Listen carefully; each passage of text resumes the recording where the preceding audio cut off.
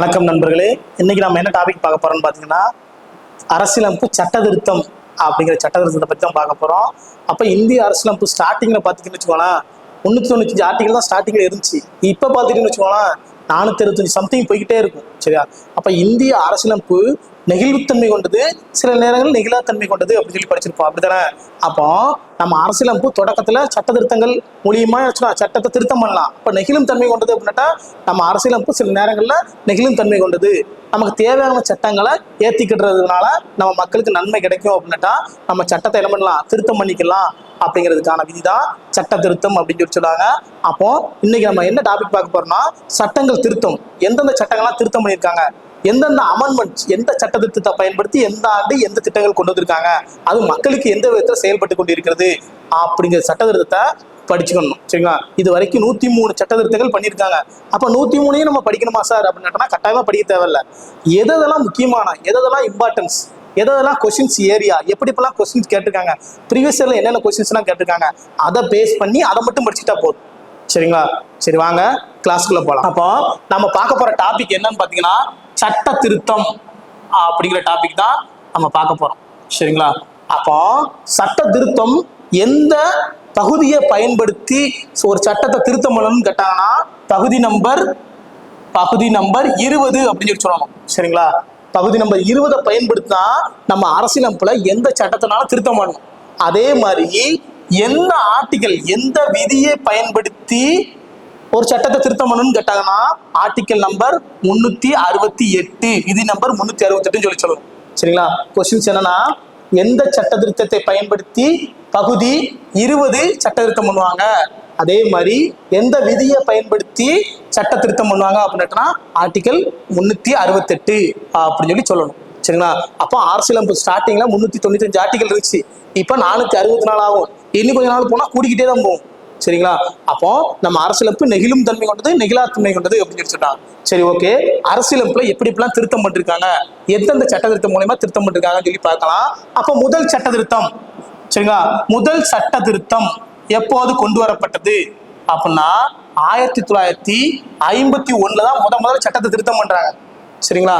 எதுக்காண்டி சட்டத்தை திருத்தம் பண்றாங்க அப்படின்னுட்டா, நில சீர்திருத்தம், நில சீர்திருத்தம், நில சீர்திருத்தம் தொடர்பான செயல்பாடுகளை 9வது அட்டவணையில் கொண்டு போய் வச்சிருக்காங்க. சரிங்களா?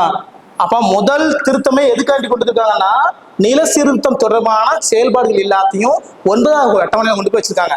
அப்போ 9வது அட்டவணை என்ன மீனிங் அப்படின்னாட்டா, உச்ச நீதிமன்றமே நினைச்சாலும் என்ன பண்ணக்கூடாது, அந்த அட்டவணையில கொஸ்டின்ஸ் வைக்கக்கூடாது, கேள்விக்கு வைக்கக்கூடாது, மறுசீராய்வுக்கு உட்பட்டது கிடையாது என்று குறிப்பிடும் அட்டவணை எது அப்படின்னா அட்டவணை நம்பர் 9 அப்படின்னு சொல்லணும். அப்போ 9வது அட்டவணைல நில சீர்திருத்தங்கள் தொடர்பான செயல்பாடு எல்லாத்தையும் உள்ள கொண்டு போய் வச்சிருக்காங்க. அடுத்து பாத்தீங்க அப்படின்னா, அடுத்து முதல் சட்ட திருத்தம் அப்படின்னா நம்ம அன்னைக்கே பார்த்தோம், 15ல 4, 16ல 4. சரிங்களா? பாகுபாடு காட்டக்கூடாது, பொதுப்பணியில சம வாய்ப்பு கொடுக்கணும், பாகுபாடு காட்டக்கூடாதுன்னு 15ல 4, 16ல 4ன்னு சொன்னாங்கன்னா பொதுப்பணியில சம வாய்ப்பு கொடுங்க அப்படின்னு சொல்றாங்க. அப்பதான் நாம என்ன சொல்றது, இடஒதுக்கீடு சிஸ்டத்துல பார்த்திருப்போம். அப்படித்தானே? இடஒதுக்கீடு சிஸ்டத்துல என்ன சொல்லியிருப்பாங்க, சில சுச்சுவேஷன்ல என்ன பண்றான், இடஒதுக்கீடு கொடுக்கலாம், அது தப்பு கிடையாது அப்படின்னு சொல்லி சொல்லியிருப்பாங்க. அப்போ பொதுப்பணியில் சம வாய்ப்பு, பாகுபாடு காட்டக்கூடாது அப்படின்னு சொல்லி சொல்றீங்க. அதாவது சில சுச்சுவேஷனல் ஹேண்டில்ல இடஒதுக்கீடு கொடுக்கலாம் அப்படிங்குது, அது மாநில அரசாங்கத்தோட கையிலே இருக்கு.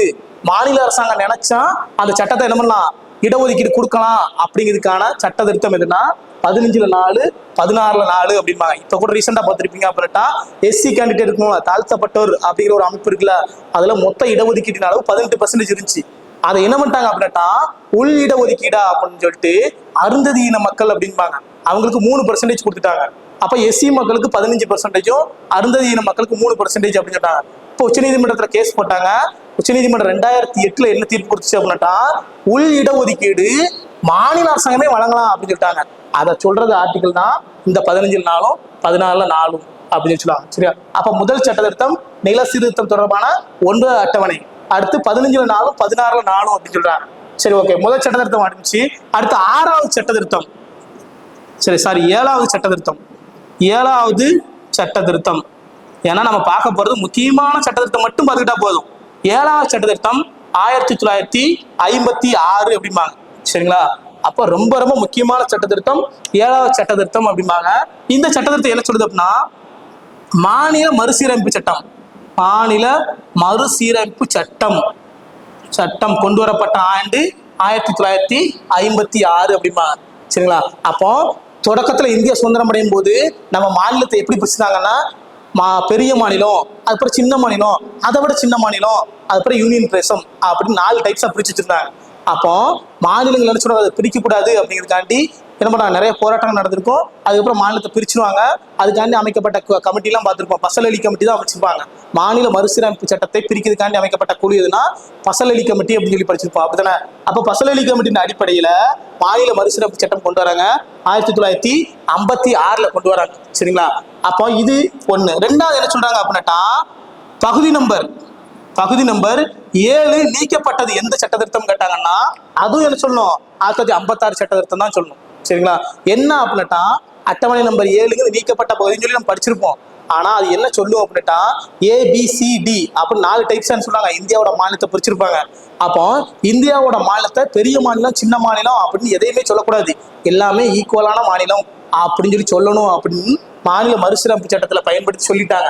அதனால பகுதி நம்பர் 7 நீக்கிட்டாங்க. சரிங்களா?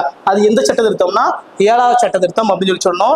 அப்ப இதான் 7. சரிங்களா? அடுத்து பாருங்க, இந்த 7லயே பாத்துருங்க, இன்னொன்னு சொல்லுவாங்க, ஒரு ஆளுநர் ஒன்றுக்கு மேற்பட்ட மாநிலத்தோட ஆளுநராக செயல்படலாம் அப்படிங்கிறதுக்கான விதி நம்பர் சட்ட திருத்தம் 7வது சட்ட திருத்தம் 1956. ஒரு ஆளுநர் ஒன்றுக்கு மேற்பட்ட மாநிலங்களோட, ஒன்றுக்கு மேற்பட்ட மாநிலத்தில் ஆளுநராக செயல்படலாம் அப்படிங்கிறதும் எது சட்ட திருத்தம் 7வது சட்ட திருத்தம் 1956 அப்படின்னு சொன்னோம். அதே மாதிரி இன்னொரு கொஸ்டின் கேட்டிருப்பாங்க, ஒரு உயர்நீதிமன்றம் ஒன்றுக்கு மேற்பட்ட உயர்நீதிமன்றத்தின் கூட என்ன சொல்லலாம், ஒரு உயர்நீதிமன்றமா இருக்கலாம். எக்ஸாம்பிள் சென்னையை பத்தி வச்சுக்கலாம், சென்னைக்கும் புதுச்சேரிக்கும் என்ன பண்றாங்க, சேர்ந்ததுதான் என்ன சொல்றது நம்ம உயர்நீதிமன்றம். அப்ப என்ன சொல்றாங்க அப்படின்னாட்டா, ஒரு மாநிலத்தின் ஆளுநர் ஒன்றுக்கு மேற்பட்ட மாநிலத்தோட ஆளுநராக இருக்கலாம் அப்படிங்கிற சட்ட நம்பர் 7. சரிங்களா? ஒரு உயர்நீதிமன்றம் ஒன்றுக்கு மேற்பட்ட மாநிலத்திலோட உயர்நீதிமன்றமாக செயல்படலாம் அப்படிங்கிறதுக்கான விதி நம்பர் சட்ட திருத்தம் 7 1956 அப்படின்னு வச்சுக்கணும். சரிங்களா? அடுத்து 7வது சட்ட திருத்தம் முடிச்சு. அடுத்து பாருங்க 9வது சட்ட திருத்தம். 9வது சட்ட திருத்தம் இது எப்ப அப்படின்னா 1960 ஞாபகம். சரிங்களா?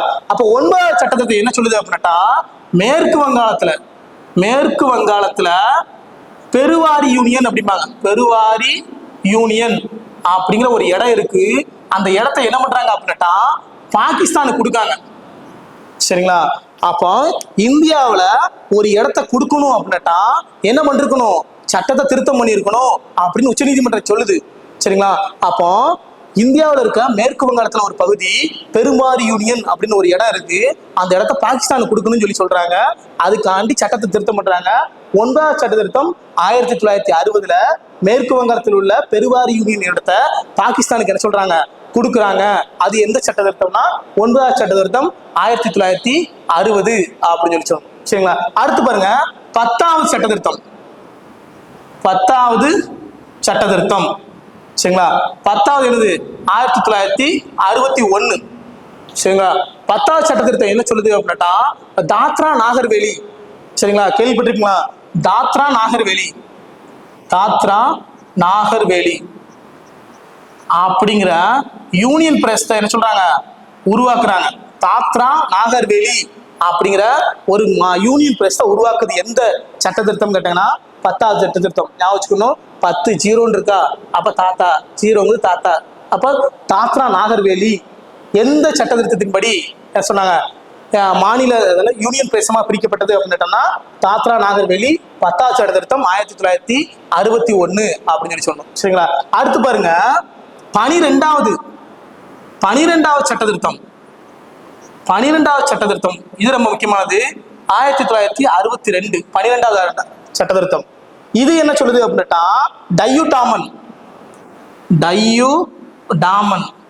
மற்றும் கோவா, டையூ மற்றும் கோவாவை யூனியன் பிரதேசமா அறிவிக்காங்க. சரிங்களா? அப்போ 2ன்னு வருதா, 2 டையூ டாமன், அப்ப 2. டையூ டாமன். அப்ப 2 இருக்கா? அப்ப டையூ டாமன் 12வது அப்படின்னு வச்சுக்கணும். அப்ப டையூ டாமன் 12வது, கோவாவும் 12வது சட்ட திருத்தம். அப்ப 12வது 62வது அப்படின்னு வச்சுக்கலாமா? அப்ப 10-0 தாத்ரா நாகவேலி என்ன சொல்றாங்க, யூனியன் பிரதேசமா அறிவிச்சிட்டாங்க. 12ங்கிறது 12வது சட்ட திருத்தங்கிறது 1962. இதை டையூ டாமன் மற்றும் கோவா, சரி, டையூ டாமன் கோவா என்ன பண்றாங்க, யூனியன் பிரதேசமா அங்கீகரிச்சிருக்காங்க. சரிங்களா? அடுத்து பாருங்க 14வது சட்ட திருத்தம். 14வது சட்ட திருத்தம் இது என்னன்னா 1962 தான். சரிங்களா? 14வது சட்ட திருத்தம் என்ன அப்படின்னா, புதுச்சேரி பாண்டிச்சேரி இருக்கு தெரியுமா, அதை யூனியன் பிரதேசமா அறிவிக்காங்க. சரிங்களா? புதுச்சேரியை யூனியன் பிரதேசமா அறிவிக்காங்க. சரிங்களா? அப்ப ஞாபகம் வச்சுக்கலாம், 14னா 2 வாரம். புதுச்சேரியில என்ன ஃபேமஸ்? ட்ரிங்க்ஸ் ஃபேமஸ் தானே. அப்ப ஞாபகம் வச்சுக்கோங்க, 2 வாரமா என்ன சொல்றாங்க, புதுச்சேரியிலே கிடக்கான், பாண்டிச்சேரியிலே என்ன சொல்றாங்க, அடிக்ட் ஆகி கிடக்கான். அப்ப என்ன மீனிங்? பாண்டிச்சேரி 14வது சட்ட திருத்தம் 1962 அப்படி ஞாபகம் வச்சுக்கலாமா? அப்படி ஞாபகம் வச்சுக்கணும். சரிங்களா? அடுத்து 14 முடிச்சு. அடுத்து பாருங்க 21வது சட்ட திருத்தம். 21வது சட்ட திருத்தம். சரிங்களா? இது இப்ப 1967 அண்ணாதுரை என்ன பண்றாங்க, அரசியல் சொல்றாங்க, முதலமைச்சரா பொறுப்பேற்காரு. அந்த வருஷம் 1921 ஞாபகம் வச்சுக்கோங்க. 1921வது சட்ட திருத்தம் 1967 அப்படின்னு வச்சுக்கலாமா? இது என்ன சொல்றாங்க அப்படின்னுட்டா, இந்தியாவில் தொடக்கத்தில் என்ன சொல்றாங்க, நான் அன்னைக்கே சொல்றேன், 14 லாங்குவேஜ் மொத்தம் இருக்கும். இந்தியாவில், சுதந்திர இந்தியாவில் அங்கீகரிக்கப்பட்ட மொழிகளின் எண்ணிக்கை அப்படின்னா 14 அப்படின்னு சொல்லணும். சரிங்களா? அதுக்கப்புறம் என்ன பண்றாங்க அப்படின்னா, தற்போதுன்னு கேட்டோம்னா 22 லாங்குவேஜ் சொல்லுவீங்களா? அப்போ 15வது லாங்குவேஜ் என்ன பண்றாங்க, 21வது சட்ட திருத்தம் 1967 15வது மொழியாக சிந்திய மொழி, சிந்திய அப்படிங்கிற ஒரு லாங்குவேஜ 8வது அட்டவணையில சேர்க்காங்க. அட்டவணை நம்பர் 8ல என்ன பண்றாங்க, சிந்திய அப்படிங்கிற ஒரு வேடை சேர்க்காங்க. சரிங்களா? சிந்திய மொழி அப்படிங்கிற ஒரு மேலே சேர்க்காங்க. அப்போ 21வது சட்ட திருத்தம் 1967 15வது மொழியா சிந்திய மொழியா அட்டவணை நம்பர் 8ல சேர்க்காங்க. சரிங்களா? அப்ப 21 ஞாபகம் வச்சுக்கலாமா? ரொம்ப முக்கியமான 21 ஞாபகம் வச்சுக்கணும். சரிங்களா? அடுத்து பாருங்க 21 முடிஞ்சா அடுத்து 31 பாருங்க. 31வது சட்ட திருத்தம். சரிங்களா? 1971 31வது சட்ட திருத்தம் 1971. அப்ப பார்லிமெண்டோட மக்களவை லோக்சபாவோட இடங்கள் தற்போது எத்தனை 545. ஸ்டார்டிங்ல எவ்வளவுன்னா 525 இருந்துச்சு. அப்போ 525 இருந்து 545 மாற்றிய சட்ட திருத்தம் எதுன்னு கேட்டானா, நான் 31வது சட்ட திருத்தம் அப்படின்னு சொல்லுவேன். சரிங்களா? 31வது சட்ட திருத்தம் 1971 525 இடங்கள்ல 545 இடங்களா மாத்திருக்காங்க அப்படின்னு சொல்லணும். சரிங்களா? சரி, ஓகே. அடுத்து பாருங்க 35வது சட்ட திருத்தம் 1974. நம்ம போன கிளாஸ்ல படிச்சிருக்கோம். 35வது சட்ட திருத்தம் 1974 என்ன பண்ணிருக்காங்க அப்படின்னா, சிக்கிம் என்ன பண்றாங்க அப்படின்னா 2A ஆர்டிகிளை பயன்படுத்தி என்ன பண்ணிருக்காங்க, யூனியன் பிரதேசமா அறிவிச்சிருக்காங்க, சிறப்பு மாநிலமா அறிவிச்சிருக்காங்க. சரிங்களா? அடுத்து பாருங்க 36வது சட்ட திருத்தம் 1975 சிக்கிம் என்ன பண்ணிருக்காங்க, ஒரு மாநில அந்தஸ்து கொடுக்காங்க. எந்த ஆர்டிகிளை பயன்படுத்தினா 2 ஆர்டிகிளை பயன்படுத்தி 22வது மாநிலமா என்ன பண்றாங்க, சிக்கிம் அங்கீகரிச்சிருக்காங்க. சரிங்களா? நல்லா ஞாபகம் வச்சுக்கணும்.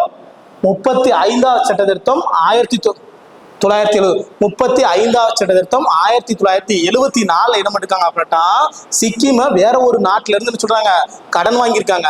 அப்போ 2A ஆர்டிகல் 2A என்ன சொல்லுவோம் அப்படின்னா, வேற ஒரு நாட்டிலிருந்து கடன் வாங்கி அந்த மாநிலத்துக்கு சிறப்பு அந்தஸ்து கொடுக்குது. என்ன விதி அப்படின்னா 2A அப்படின்னு சொல்லணும். சரிங்களா?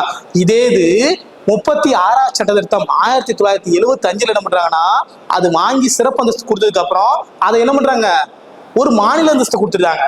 அதுக்கான விதி என்ன அப்படின்னா, விதி நம்பர் 2 அப்படிம்பாங்க. அப்போ விதி நம்பர் 2 என்ன சொல்லுவோம் அப்படின்னா, புதிய மாநிலங்களை உருவாக்குதல். வேற ஒரு நாட்டில இருந்து இந்தியாவில் கொண்டு வரப்பட்ட ஒரு மாநிலத்தை, ஒரு யூனியன் பிரதேசம் அல்லது ஒரு சிறப்பு மாநிலத்தை என்ன சொல்லுவாங்க, மாநில அந்தஸ்து கொடுக்குது. அதுக்கு தான் விதி நம்பர் 2 அப்படின்னு சொல்லுவாங்க. அப்ப சிக்கிம் எத்தனாவது மாநிலமா அங்கீகரிக்கப்பட்ட மாநிலம் அப்படின்னா 22வது மாநிலமாக அங்கீகரிக்கப்பட்ட மாநிலம் அப்படின்னு சொல்லணும். சரிங்களா? அப்போ 36 அப்படின்னு சொல்லணும். அடுத்து பாருங்க